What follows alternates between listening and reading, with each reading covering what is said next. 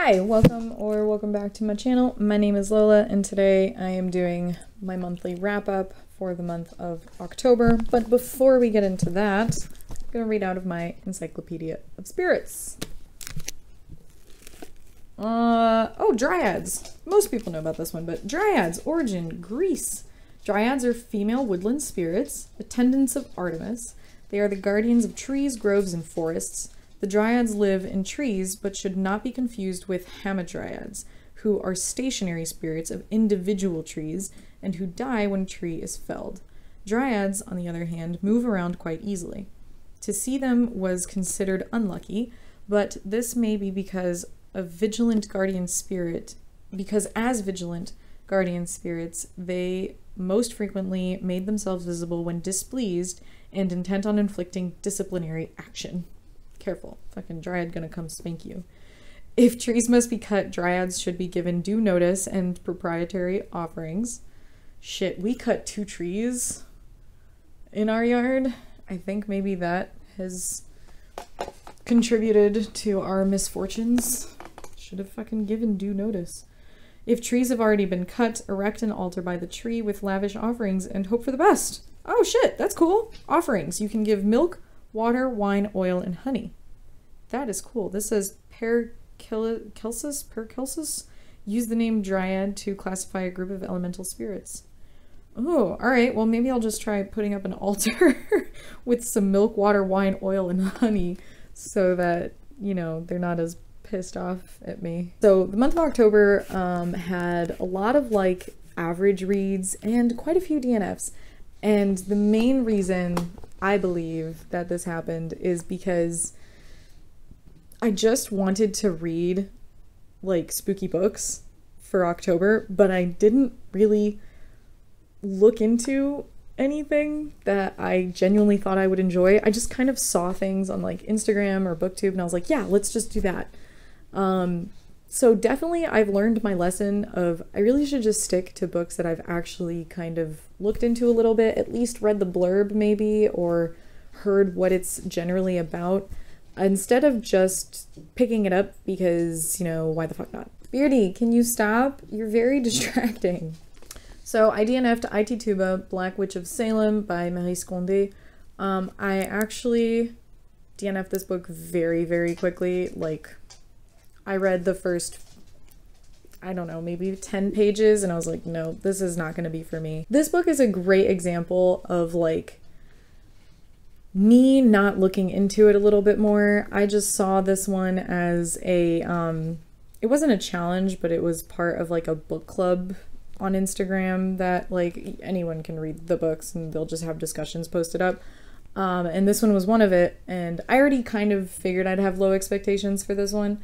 But damn, I didn't think that like I wouldn't get into it at all. There were just so many things at the beginning of the book just kind of, I guess, triggered me. Like I was like, I don't want to read this. It's within the first like 5 pages, so I guess this won't really be much of a spoiler. Basically the girl's talking about how she came to be, like her mom was raped by a guy on one of those slave boats and she fell pregnant, and then, you know, she kind of had her daughter, but obviously kind of didn't love her daughter because, you know, there's trauma behind that. But then the daughter, so the main character of the book, says something along the lines of, when she's older, I guess she kind of learns more about sex, and she's like, I bet my mom actually liked it when she was raped. And I was like, what the fuck? No. I also just kind of hated that her whole, like, coming to be into existence story was summarized in like 2 pages. I don't know, I just kind of didn't like how it was just skimming through stuff so fast, and I was like, what? Yeah, I didn't really get it. Plus, I think that technically this book is about a real person, but almost everything is made up, so I didn't get that either. I was like, is this a biography or like, what is this? So yeah, I didn't want to continue it. The next 2 books that I DNF'd, I was really hoping that I would like these books, and I didn't. The first one is A Lesson in Vengeance by Victoria Lee. I could not, I tried. I got to like page 160 in this one. I really tried. I couldn't get over the fact that the main character, I get that she lost her girlfriend, and I get that something happened to her that was extremely traumatizing, and people who suffer from trauma are going to deal with it differently. I get that, but it was just too much sadness and not enough actually happening. Nothing was really going on in the story other than this girl constantly like alluding to the fact that her girlfriend died, but we don't really know how. And I didn't care. I didn't care about anyone. But I think that the thing that really pissed me off was the amount of... So I get that this book is dark academia and that that's like, you know, being very academic and kind of rejecting technology and reading a lot of books by a candlelight or things like that, which, like, I guess, you know, I thought I would enjoy it. But a lot of these girls gave me this snobbish, stuck-up vibe of like, oh my god, you use a phone? Ew, it's so gross. I was like, I can't fucking stand this. And one girl was using a typewriter. I'm like, God, you are living in the 21st century. It is okay to use a laptop. Like, that doesn't, like, using a laptop doesn't make you not cool. Whatever. Just, that pissed me off. And the other thing is that this is like a boarding school for girls, and so these girls are below the age of 18, and yet somehow they're having these big like cocktail parties and smoking cigarettes and drinking gin tonics. They are 16, and this is based in the United States. I'm sorry, but in what fucking world is that a thing? Like, if it was all held in secret, maybe, yeah, I could get that. Like, if the girls are hiding in a closet drinking, sure, or hiding in the bathroom, because that's what happens in a high school. You fucking hide in the bathroom, right? But no, these girls are legit having big-ass parties in their dorm rooms with music blasting, and apparently the professors don't care. What? No, like, I just couldn't believe it. There was a lot of stuff that I just couldn't. And the last one is The Library of the Dead by T.L. Huchu. I thought I was really going to enjoy this one because it just sounded like, when I read this blurb, it sounded super cool. But I will say, if you are also interested in it, I just want to give a heads up that it says here, Ropa is the main character, and like she dropped out of school. It doesn't specify what school. She dropped out of high school. She is 14 and she is the narrator for your story. And she is a very believable 14-year-old. Very believable, because she loves using metaphors and exaggerations when she's talking, like most kids do. But I couldn't after a while. I work with kids, and I don't really want my stories to be told by 14-year-olds where they're describing someone taking a shit as it being like a war in a toilet. Yeah. And it was mostly that. Like, I read up to 70 pages, I think, and I felt like nothing was really happening other than this girl talking about random things, like her fox dog, the cops taking her money. Like, since when? Like, I couldn't understand if this was a futuristic Edinburgh or if this is just another type of Edinburgh where cops are apparently bad. I didn't like the writing style. It wasn't for me. And I couldn't wrap my head around wanting to continue this story with not much happening. And mind you, I stopped reading when something actually was happening, but I couldn't stand the writing. I couldn't stand the fact that I had a 14-year-old telling me that it's so dope, bro. Like, yeah, I can't. Now that those are out of the way, I did still read books. So, getting into the 3 stars because I didn't have anything below that. I read The Maidens by Alex Michaelides. I don't know how to say his name. This one's pretty popular. I've seen a lot of people talk about it. I've seen a lot of mixed reviews. I got this copy from a colleague of mine. She said she enjoyed it. And personally, I thought it was pretty good too. I think that the writing was really good. I picked this one up right after trying to read The Library of the Dead, so definitely preferred the way this was written. But you basically follow your main character, Mariana. She is a group therapist, and her niece has just lost her friend in college, Mariana goes to like comfort her. Mariana also lost her husband like a year ago, so she herself is dealing with grief. But she wants to be there for her niece because her niece also lost her parents, so she's kind of her legal guardian. But Mariana starts suspecting the Greek tragedy professor as being the suspect of the murders. Oh my god! What is this bearded dragon doing? You just jumped into your lamp. Oh my gosh, I can't. My house is such a mess. So yes, I enjoyed the writing. I enjoyed the pacing. I think that was good. I enjoyed the overall like murder mystery part, even though I kind of suspected who it was pretty early on. That didn't like ruin the experience at all. My biggest qualm with it and the reason why it's a 3-star is because there were just like, I didn't love it in general. Like, I'm not a huge murder mystery person, and there wasn't anything super wow factory about it, but also there were a lot of plot holes, like a lot of missing pieces that I would have liked to have known more about. My next 3-star read was Hex. I did do like a whole book rant about this one in another video, which I'll link somewhere.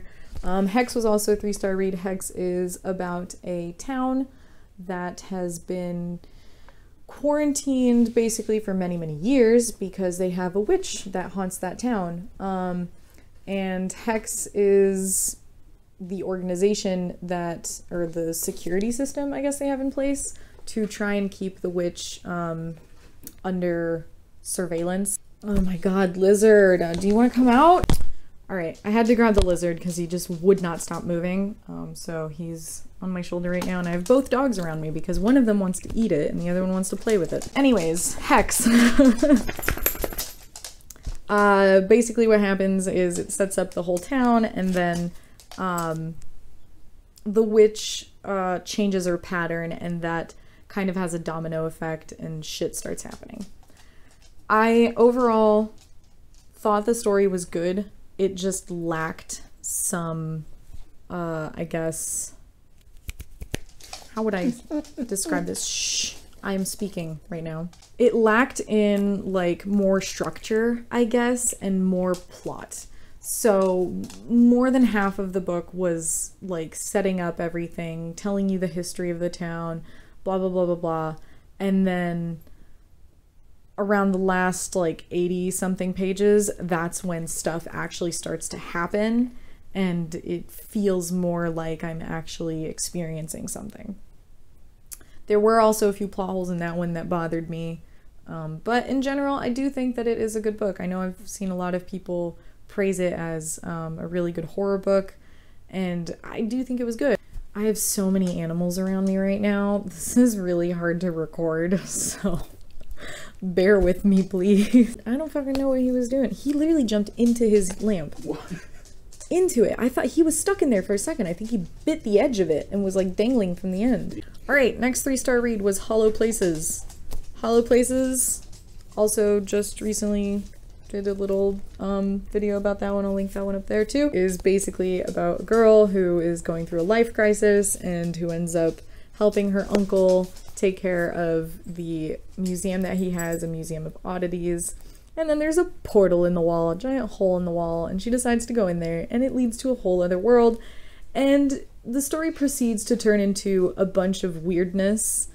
I like the book. I thought it was well written. It was, from her perspective, Kara, the main character, from her perspective, very sarcastic. The biggest downside of this book is that half of it was a lot of setting and setup for something that could have been really scary and really like skin crawling, but then once we reached the halfway point, I was like, nope, never mind, we're gonna make it cozy horror now where it's acceptable for everyone and better for like a general audience for horror. So I was a little disappointed in that. Also, shit ton of plot holes in it, so many plot holes. But again, if you want to see more about me talking about that book, you can just, I'm so scared that he's gonna take off at like any moment. So that's why I'm trying to speed this up right now. Into my 4-star reads now. I read All of Us Villains by 2 authors. I forgot their names, but it'll be here. All of Us Villains is a young adult fantasy book. in the vein of Hunger Games, where there's like this game that kids must play because, you know, kids hold the fate of the world. We all know this. And they must fight and kill each other until one of them survives. The one who survives gains high magical power for their family. So there are 7 families in this city of Ilvernath, and those 7 families compete every like 20 years in this magical game to find out which family will have control of that high magic. Common magic is everywhere, so common magic is like you could have a ring that can, you know, maybe take away your headache, or you can have like a lipstick that's enchanted and will give you red lips all day or something like that. Okay, so yeah, so now in the book we're reading, the game has begun again, and this is the kind of game that like you can't just not play. So basically there are 7 champions, and they each have been selected by their families or they've volunteered, because you're like, you have the risk of dying in this championship. So yeah, you don't really want to do it. So we're following our 7 different characters, and there's a lot of like setup with, you know, why this game is happening, how it happens, how you can't really get out of it. We have like 4 points of view, which I thought was actually really cool, because then you have 4 different kids who have a different look on what this game is. Some of them are like, oh, this is an honor, like I want to do this. Some of them are just like, fuck, like why am I doing this? And one of the points of view is a family that has never ever won. So yeah, there's a level of desperation in this book that I thought was really good. The biggest downside to this book for me was I really was loving it up until there was some really like stupid decisions being made, or decisions that felt like there was no thought process before it was made. I would have liked more depth in this, more explanation. But yes, overall, good book. It was a good 4-star read. I gave this one, The Year of the Witching by Alexis Henderson. I gave this one like 4.75 stars, I think, or 4.5. I don't know. I don't remember anymore. But this one was good. I enjoyed it. It's set in a fantasy world where you're mostly focused on this township of Bethel, which is a very puritanical and very pious township. I don't really know how it works. It's one of the downsides to it. I didn't quite understand what it was, but basically like a town. And we follow our main character, Emmanuel, who was kind of born in a way that most people do not agree with. Her mother was accused of consorting with the witches in the forest, and her dad was black. He lived on the outskirts. So yeah, basically she was dealt a bad hand, but she's trying her best to follow all the rules and to be the good little citizen who reads the scriptures of the Father and prays and, you know, does penance or whatever the fuck it is. But she is being called to the forest. She can feel herself being drawn to the mother. So there's a lot of that contrast between father, mother, good, evil, blah, blah, blah.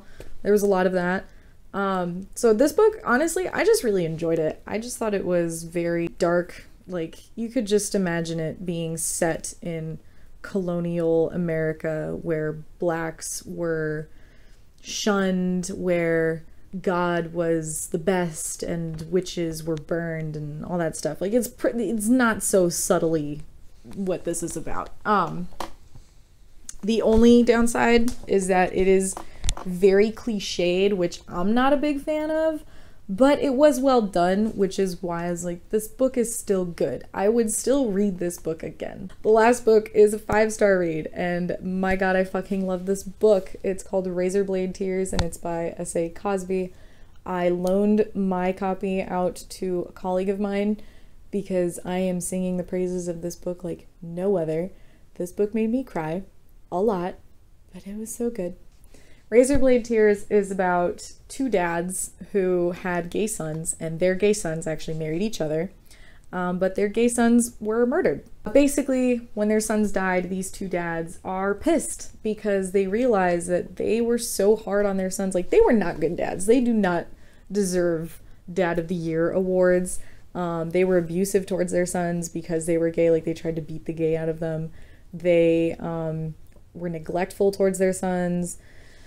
And even when their sons were adults and had a happy life, they just still would just try to ignore it, you know, be like, nope, you don't need to say it. I don't need to hear it. No, you're not gay unless, you know, I fucking see it or whatever, hear it.